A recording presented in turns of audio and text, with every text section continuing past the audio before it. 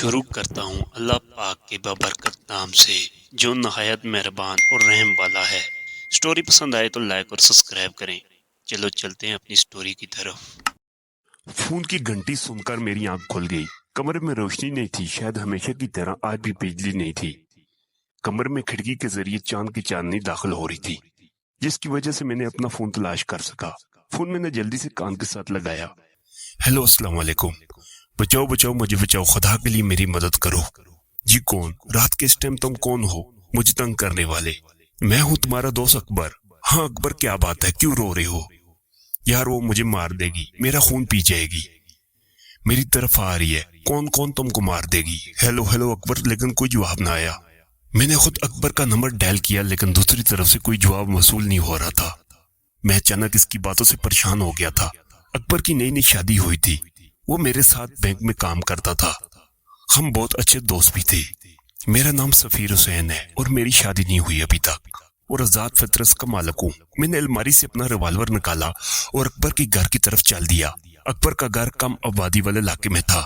گھر کے پاس ایک نہر گزر رہی تھی اور اس کے پار ایک قبرستان تھا۔ جلدی میں اس کے گھر کے پاس پہنچ گیا۔ اس کے گھر 3 کمروں پر مشتمل تھا، 2 کمرے، ایک کچن، ایک چھوٹا سا صحن تھا جس میں ایک پرانا کیکر کا درخت تھا جس کے اوپر بہت سے پرندوں کے گھونسلے بنے ہوئے تھے۔ صحن سے ہوتے ہوئے میں نے کیکر کے درخت پر نظر ڈالی۔ پرندے خاموشی سے دب کر اپنے گھونسلے میں آرام کر رہے تھے۔ گھر کا دروازہ ہمیشہ کی طرح کھلا تھا، لیکن کمرے اندر سے بند تھے۔ میں نے کافی دیر دستک دی، لیکن کوئی جواب نہ ملا۔ مجھے کھڑکی کا خیال آیا جو نہر کی سائڈ پر تھی۔ میں گھر کی پچھلی طرف گیا۔ میں یہ دیکھ کر حیران رہ گیا کہ کھڑکی کھلی تھی اور کھڑکی کے اوپر تازہ خون کے نشان تھے۔ میں کھڑکی کے ذریعے اندر آیا۔ اب بجلی آ چکی تھی۔ میں نے بلب جلایا تو میرے رونگٹے کھڑے ہو گئے۔ اکبر بیڈ کے نیچے خون میں لیٹا ہوا تھا اور بھابھی کا کوئی نام و نشان نہیں تھا۔ میں نے اکبر کو چیک کیا، وہ تو یہ دنیا چھوڑ کر جا چکا تھا کہ اچانک میری نظر خون کے دھبوں پر پڑی جو کسی کے ننگے پاؤں کے تھے، یعنی کوئی کمرے سے کھڑکی کی طرف بھاگا۔ میں نے پہلے گھر کی تلاشی لی، لیکن بھابھی کا کوئی پتہ نہ چلا، لیکن وہ قاتل ہو سکتا ہے بھابھی کو ساتھ لے گیا ہو۔ میں نے پاؤں کے نشانات کا پیچھا کرنے کا فیصلہ کیا اور کھڑکی کے ذریعے باہر آ گیا۔ میں نے تھانے کال کر دی تھی اور سب حقیقت بتا دی تھی۔ پاؤں کے نشان ٹارچ کی روشنی میں واضح نظر آ رہے تھے، لیکن یہ کیا، یہ نشان تو نہر میں جا رہے تھے، یعنی قاتل نے نہر پار کی تھی، لیکن میں نہر پار نہیں کر سکتا تھا، اس لیے میں نے 1 کلومیٹر لمبا چکر نہر سے ہو کر لگایا اور پھر نہر کی دوسری جانب پاؤں کے نشان تلاش کرنے لگا۔ جلدی تازہ پاؤں کے نشان مل گئے۔ یہ نشان قبرستان کی جانب جا رہے تھے۔ مجھے قبرستان سے ڈر لگتا ہے کہ اچانک مجھے پولیس کی گاڑی کے آنے کا شور سنائی دیا تو میں واپس اکبر کے گھر کی طرف چل دیا۔ میں نے اپنا تعارف کروایا اور کہا کہ یہ نشان قبرستان کی طرف جا رہے ہیں، میں قبرستان اکیلا نہیں جا سکتا، اگر آپ نے میرے ساتھ چلنا ہے تو چلو، کیونکہ وہ قاتل بھابھی کو قبرستان کی طرف لے کر گیا ہے۔ انسپکٹر نے اپنے ساتھ 2 آدمی لیے اور باقی وہاں شواہد اکٹھا کرنے لگے۔ ہم قبرستان داخل ہو گئے تھے۔ قبرستان بہت ہی قدیم معلوم ہوتا تھا۔ قبریں ٹوٹ پھوٹ کا شکار تھی، پاؤں کے نشان اب ہمیں نہیں مل رہے تھے، لوگ ادھر ادھر پھر رہے تھے۔ انسپکٹر صاحب نے کہا، کیا اکبر کی کسی سے ذاتی دشمنی تھی یا کوئی کاروباری دشمنی وغیرہ تو نہیں تھی؟ انسپکٹر صاحب، اکبر بہت ہی شریف اور خاندانی انسان تھا، اس کی کسی سے کیا دشمنی ہو سکتی ہے؟ اچھا، تو اس کی شادی کب اور کہاں ہوئی تھی؟ اس نے بینک سے چھٹی لی تھی سر، صبح اس کی حاضری تھی، ثنا سے اس کی ملاقات ایک پارٹی میں ہوئی تھی، اس بات کو 2 ہفتے ہو گئے تھے، گویا ان دونوں نے 2 ہفتوں کے اندر اندر شادی بھی کر لی۔ جی انسپکٹر صاحب، ثنا اسی دنیا میں اکیلی تھی، ماں باپ ایک حادثے میں فوت ہو گئے تھے، اس کے چچا نے اس کو پالا تھا، اس لیے انہوں نے بھی شادی میں دیر نہیں کی۔ وہ کہاں رہتے ہیں؟ وہ بھی اسی شہر میں رہتے ہیں، وہ بھی شریف لوگ ہیں، شادی کے دن بھی ان کے گھر گیا تھا میں، بہت نیک دل اور اچھی فیملی ہے۔ اچانک سپاہی نے آواز دی، انسپکٹر صاحب یہاں پر ایک لڑکی پڑی ہے۔ ہم ایک طرف درخت میں چلے گئے، وہاں کافی درخت تھے اور ایک درخت کے نیچے ثنا بھابھی پڑی ہوئی تھی، اور میں یہ دیکھ کر حیران رہ گیا کہ نشان بھابھی کے پاؤں کے تھے، اب ان کے پاؤں پر خون جم چکا تھا۔ انسپکٹر صاحب نے گاڑی والے کو کال کی کہ وہ قبرستان کے پاس گاڑی لے آیا اور ہم بھابھی کو اٹھا کر قبرستان سے باہر آ گئے۔ گاڑی وہاں پر پہلے ہی موجود تھی اور اس کو ہسپتال لے آئے۔ بھابھی کافی دیر سے بے ہوش تھی اور وہی بتا سکتی تھی کہ اکبر کا قاتل کون ہے اور وہ قبرستان میں کیسے آئی تھی۔ میں اکبر کے کفن دفن میں مصروف تھا۔ اکبر کے بھائی اور والد بھی گاؤں سے آئے ہوئے تھے۔ اکبر کا بڑا بھائی اکرم بہت ہی پریشان تھا کیونکہ وہ اپنے بھائی سے بہت پیار کرتا تھا۔ والد کا بھی یہی حال تھا، وہ تو اکبر کی ضد کی وجہ سے خاموش تھے۔ اکبر ضد کر کے شہر آیا تھا اور بینک میں ملازم ہو گیا تھا۔ شادی بھی اس نے اپنی پسند سے کی تھی۔ سب ثنا بھابی پر شک کر رہے تھے، طرح طرح کی باتیں کر رہے تھے۔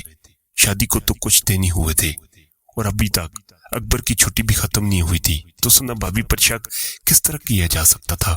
کیونکہ جب تک آپ کسی سے ملتے جلتے نہیں، آپ کو کیسے معلوم ہوگا کون کیسا ہے، اس کی طبیعت کیسی ہے؟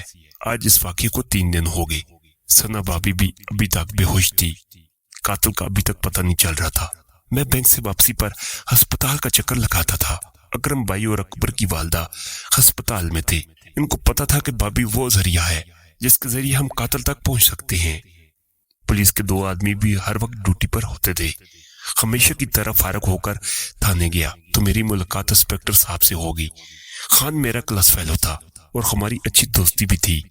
میں نے سارا واقعہ خان کو بتایا۔ انسپکٹر خان کسی گہری سوچ میں ڈوب گیا اور کافی دیر بعد بولا، اس قسم کے 2-3 کیس پہلے بھی ہوئے ہیں۔ کیا مطلب؟ کیسے کیس خان؟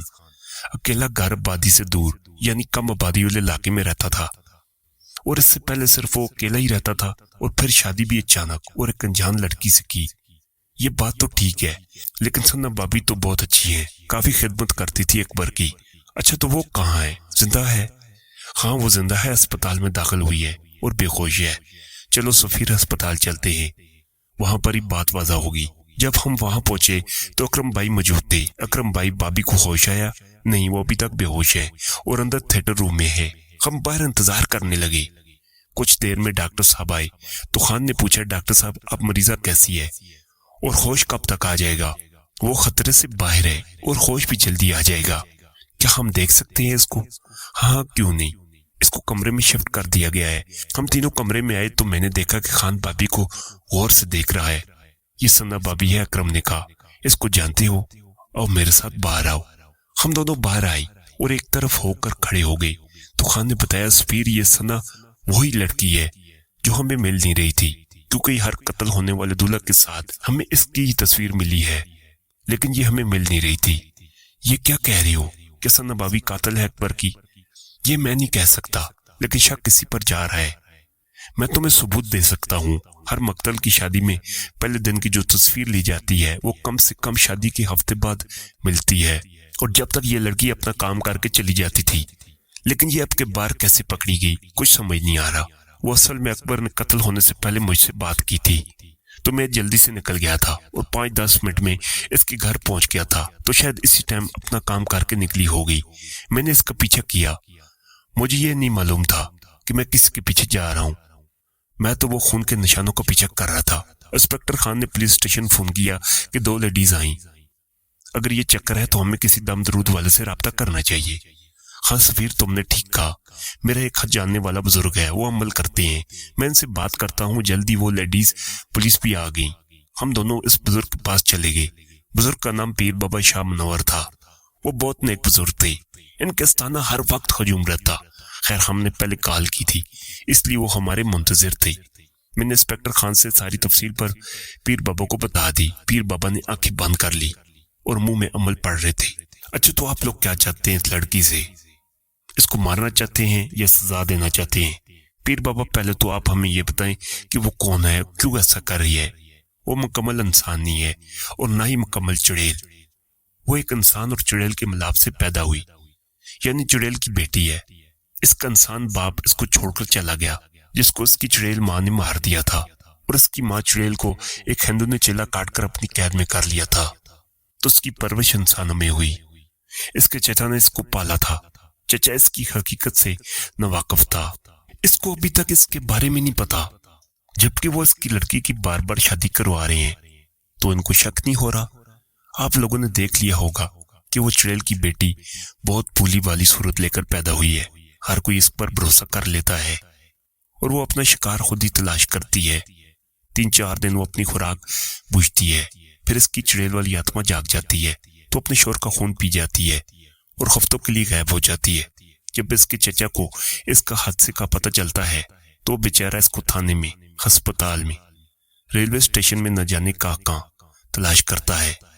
جب وہ ملتی ہے تو ایک کہانی سناتی ہے اور اپنے معصوم چہرے کا فائدہ اٹھا کر کچھ ہفتے گھر میں آرام کرتی ہے، پھر تازہ دم ہو کر شکار کی تلاش شروع کرتی ہے۔ لیکن پیر بابا اس بار وہ پکڑی کیسے گئی اور وہ اب تک بے ہوش کیوں ہے؟ میں نے پہلے بتایا تھا کہ وہ چڑیل کی بیٹی ہے، لیکن اس کے اندر انسان کا بھی خون ہے، اس لیے وہ کمزوری اور تھکاوٹ کا بھی احساس کرتی ہے۔ اس رات جب اپنا شکار کر کے قبرستان جا رہی تھی تو اسے نہر بھی پار کرنا پڑی تھی۔ اس کو معلوم ہو گیا تھا کہ کوئی اس کا پیچھا کر رہا ہے، اس لیے جلدی میں وہ اس درخت سے ٹکرا گئی اور بے ہوش ہو گئی۔ اب اس پر تھکاوٹ طاری ہو گئی تھی۔ اب ہمیں کیا کرنا چاہیے؟ آپ اس کے ساتھ کیا چاہتے ہیں؟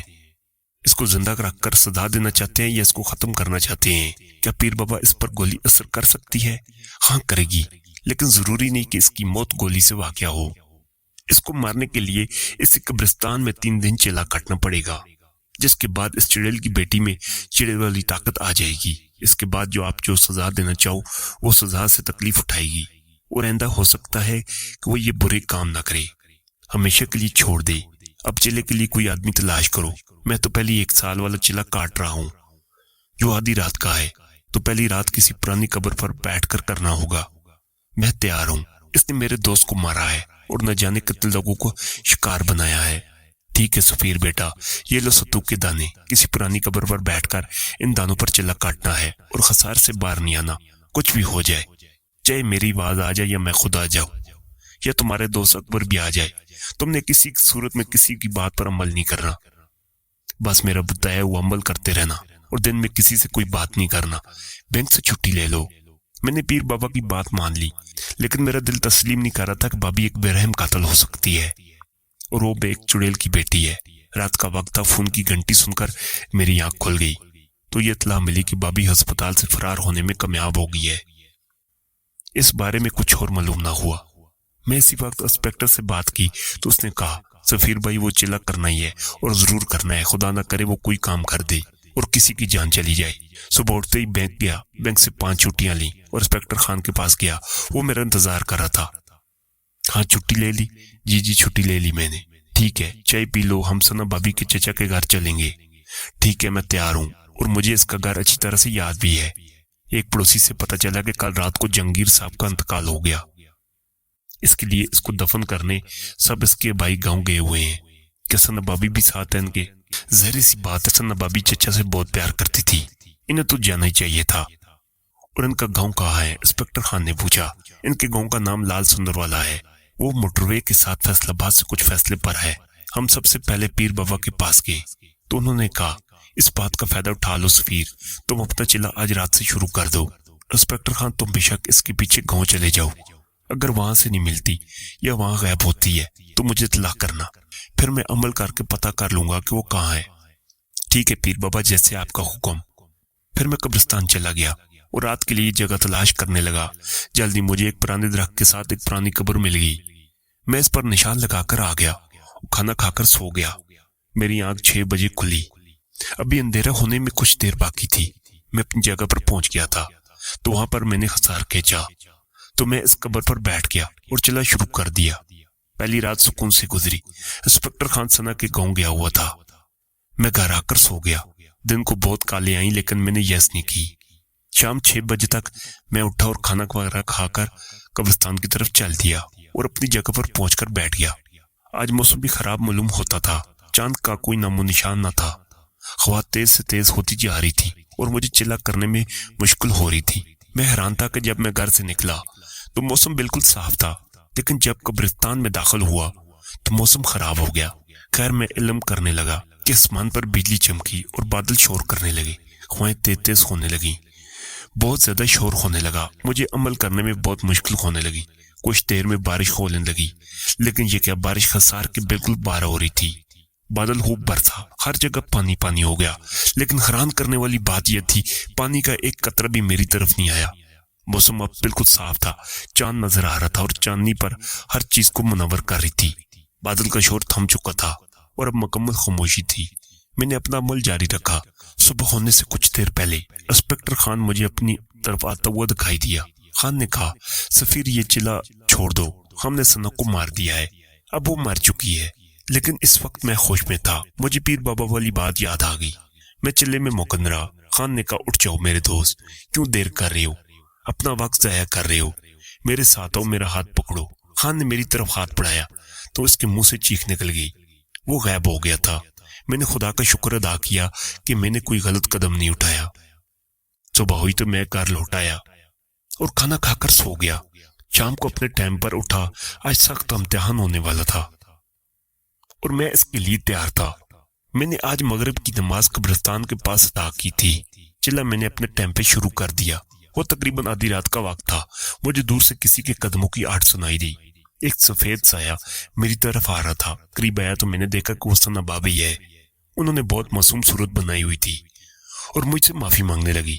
سفیر بھائی مجھے معاف کر دو, میں جینا چاہتی ہوں, میرا وعدہ ہے میں آئندہ کسی کو تنگ نہیں کروں گی. کافی دیر کھڑی رہی, پھر خاموش اور مایوس ہو کر چلی گئی. پھر پیر بابا میرے سامنے آئے. انہوں نے کہا بیٹا اسے معاف کر دو, وہ تم سے معافی مانگ رہی ہے. اس کی یہ سزا بہت ہے. کہ سب کے سامنے اس کا چہرہ بے نقاب ہو گیا. میں پیر بابا کی بات کرنے ہی والا تھا کہ میرے کانوں میں آواز آئی, یہ سب نظر کا دھوکہ ہے, یہ میں نہیں ہوں, تم اپنا عمل جاری رکھو. پھر وہ پیر بابا بھی وہاں سے چلے گئے. میں اسی چکر میں تھا کہ یہ چلا کسی طرح پورا ہو. صبح ہونے سے پہلے قبرستان ایک شور سے جاگ اٹھا.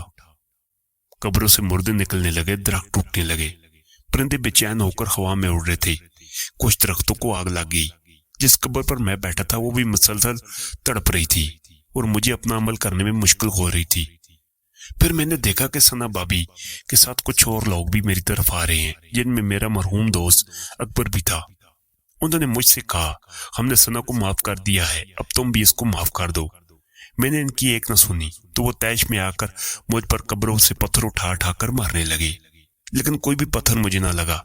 سب میرے قریب جا کر گرتے رہے. کچھ دیر یہ عمل جاری رہا. پھر سب مردے میری طرف آنے لگے. وہ پرانی قبر بھی مجھے پریشان کر رہی تھی, جس میں سے کسی بڑھیا کی آوازیں آ رہی تھی. میں نے آنکھیں بند کر لی اور عمل جاری رکھا کہ اچانک شور ختم ہوا. میں نے آنکھیں کھولیں تو ثنا چڑیل کی بیٹی بے ہوش پڑی تھی. دور سے مجھے انسپکٹر خان آتا ہوا دکھائی دیا. اب صبح ہو چکی تھی. انسپکٹر خان نے بے ہوش ثنا پر فائر کیا اور اسے ہمیشہ کی نیند سلا دیا. میں خسار سے باہر نکلا. ہم نے ثنا کی لاش کو تابوت میں بند کر کے بنا جنازے کی دفن کر دیا, کیونکہ وہ نہ مسلمان تھی نہ پوری طرح انسان تھی. وہ تو چڑیل تھی. مجھے آج بھی اکبر کی یاد آتی ہے. اس واقعے کو آج 10 سال بیت گئے ہیں.